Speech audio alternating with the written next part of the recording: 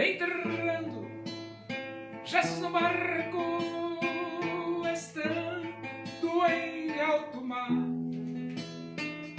junto com seus discípulos, iam o evangelho pregar. E uma grande tempestade sobreveio aquele mar.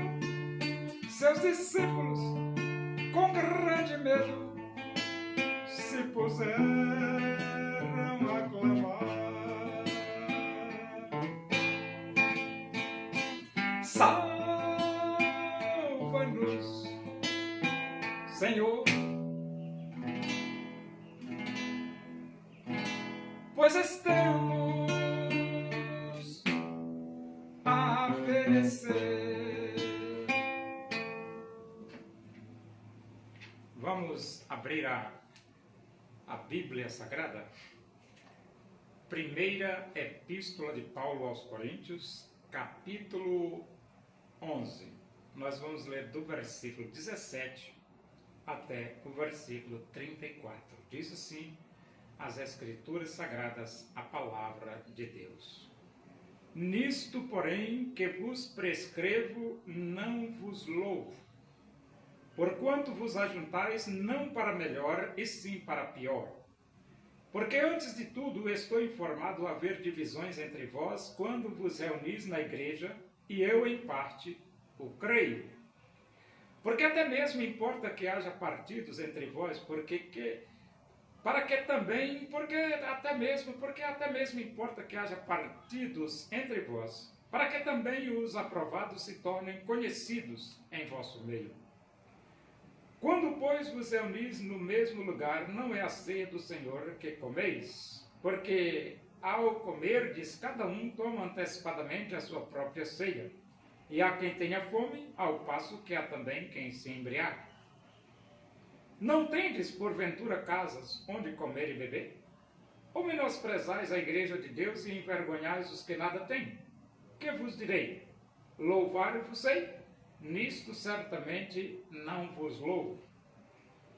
Porque eu recebi do Senhor o que também vos entreguei, que o Senhor Jesus, na noite em que foi traído, tomou o pão e, tendo dado graças, o partiu e disse: isto é o meu corpo que é dado por vós, fazei isto em memória de mim. Por semelhante modo, depois de haver ceado, tomou também o cálice, dizendo: este cálice é a nova aliança no meu sangue, fazei isto todas as vezes que o beberdes em memória de mim.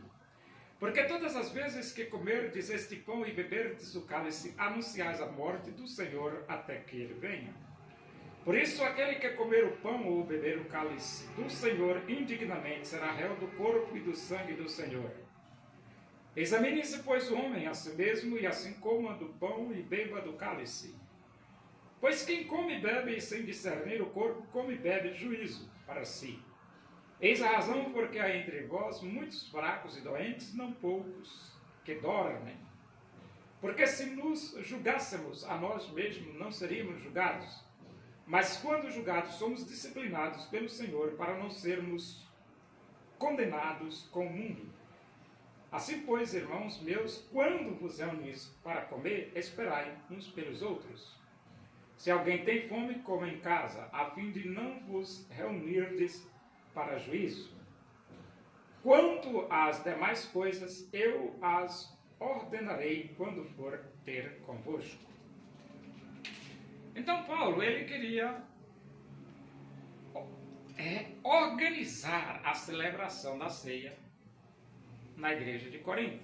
Por quê? Porque estava uma bagunça. Bagunça mesmo. Uns comiam demais. Outros não tinham nem o que comer. Outros bebiam demais. Outros não tinham nem o que beber. Uns se adiantavam, comiam antes dos outros, não esperava todo mundo comer juntos num horário só. Então a igreja de Corinto estava desrespeitando os seus irmãos mais pobres, que não tinham condições financeiras.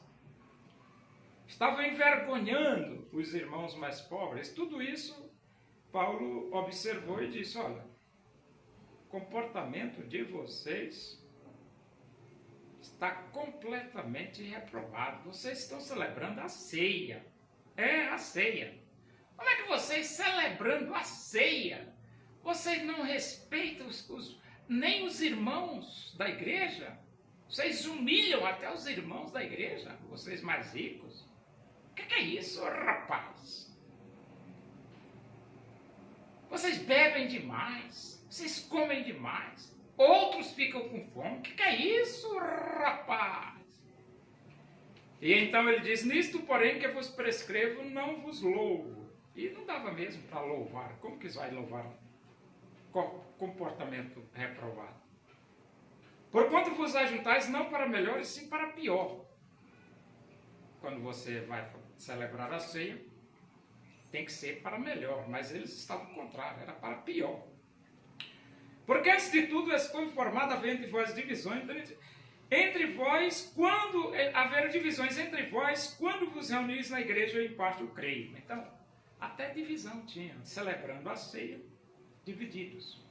Meu grupo é esse, meu grupo é aquele, quero saber de tudo, lá. Que é isso, rapaz? A igreja? Que negócio é esse, rapaz? Porque até mesmo importa que haja partidos entre vós, para que também os aprovados se tornem conhecidos em vosso meio. Só que Paulo, ele usa a realidade da divisão da igreja para saber quem é reprovado e quem é aprovado. Porque nessas confusões todas que acontecem nas igrejas, você termina descobrindo pessoas sábias, que sabem se comportar bem. E termina descobrindo pessoas insensatas que não sabem se comportar. E então, quando, pois, vos reunis no mesmo lugar, não é a ceia do Senhor que comeis. Paulo diz claramente: isso aí não é a ceia não, rapaz. Como é que vocês chamam isso de ceia? Vocês divididos, vocês comendo demais, deixando outro com fome, bebendo demais, ficando bêbado e outros não tem nada para beber, menosprezando os irmãos de vocês, vocês não se preocupam com os pobres. Que negócio é esse? Que ceia é isso? Essa ceia não, rapaz. Portanto, ao comerdes, cada um toma antecipadamente a sua própria ceia, e há quem tenha fome, ao passo que há também quem se embriague. Então veja, né? Cada um toma antecipadamente a sua própria ceia. Como é que você vai fazer um banquete social e não tem ordem, não tem decência, não tem respeito, não tem consideração, não tem misericórdia para com os irmãos mais pobres, que muitas vezes não podem nem levar um prato de comida para a igreja? Tudo isso Paulo observou. Não tendes porventura casas onde comer e beber? Ou menosprezais a igreja de Deus e envergonhais os que nada têm? Então eles estavam menosprezando a igreja com o comportamento deles. Eles estavam envergonhando os que nada tinham. Agora, está errado? Claro que está, rapaz. Como é que você fica envergonhando seu irmão publicamente porque nada tem, rapaz?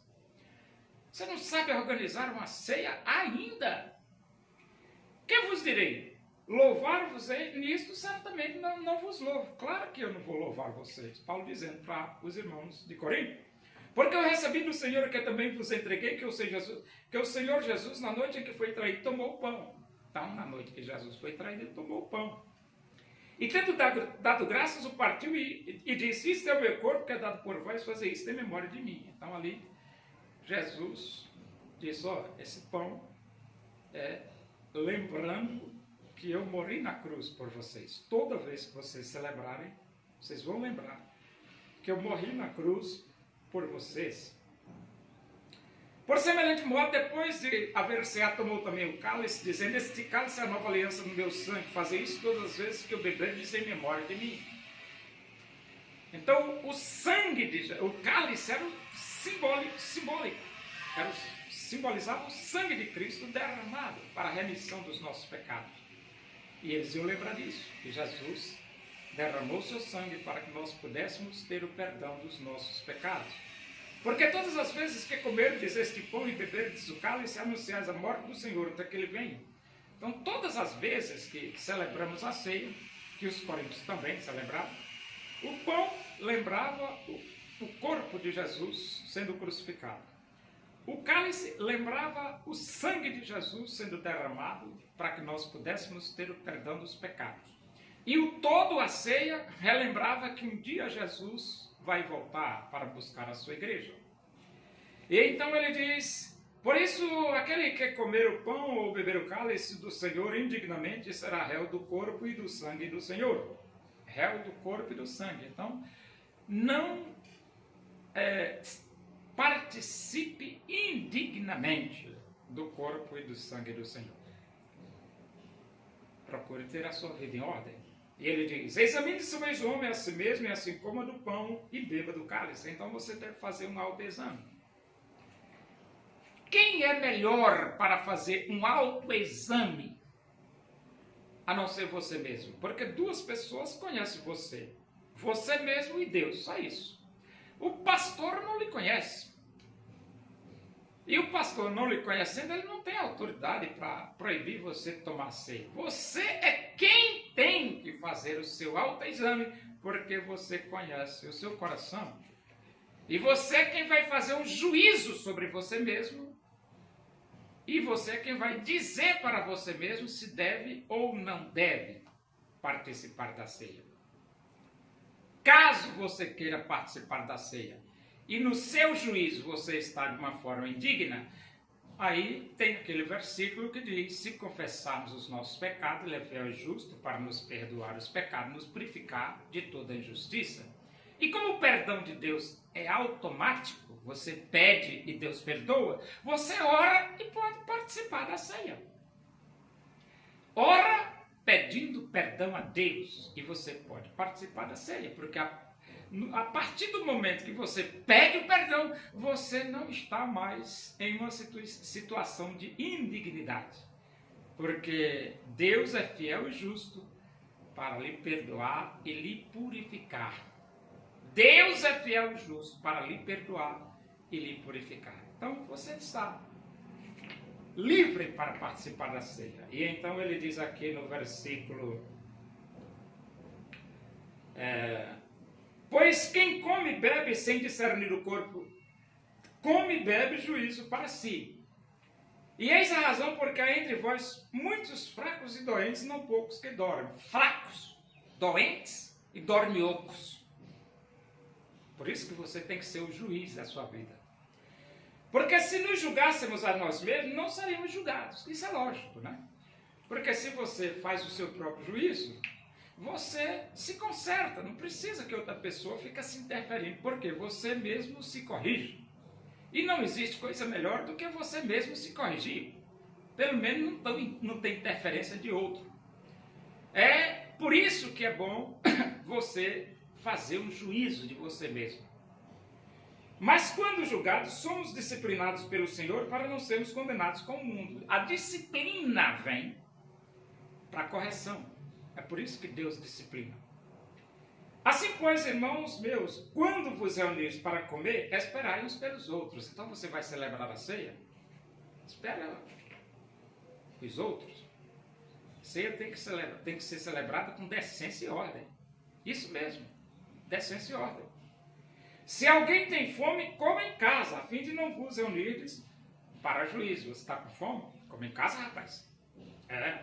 Na hora da ceia, respeito. Na hora da ceia, reverência. Na hora da ceia, consideração para com os seus irmãos.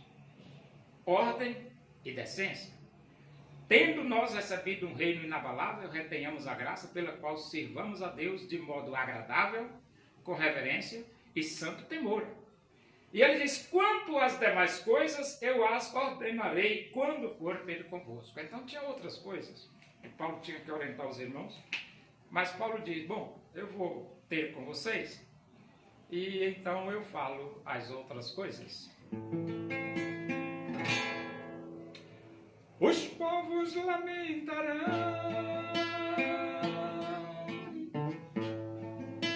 a vinda do Filho do Homem, pois não se arrependeram Jesus eles não creram.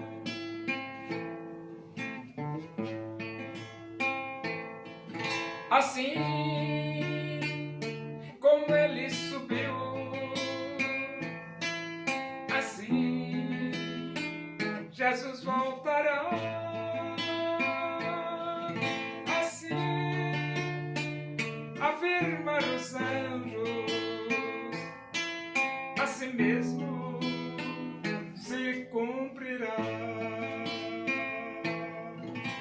Oremos. Agradecemos a Deus por esse momento da tua presença e que o amor de Deus, a graça do nosso Senhor Jesus Cristo, a comunhão e a consolação do Espírito de Deus seja com todos nós aqui, com todo o teu povo em toda a face da terra, hoje e para sempre. Amém. Boa tarde, que Deus vos abençoe.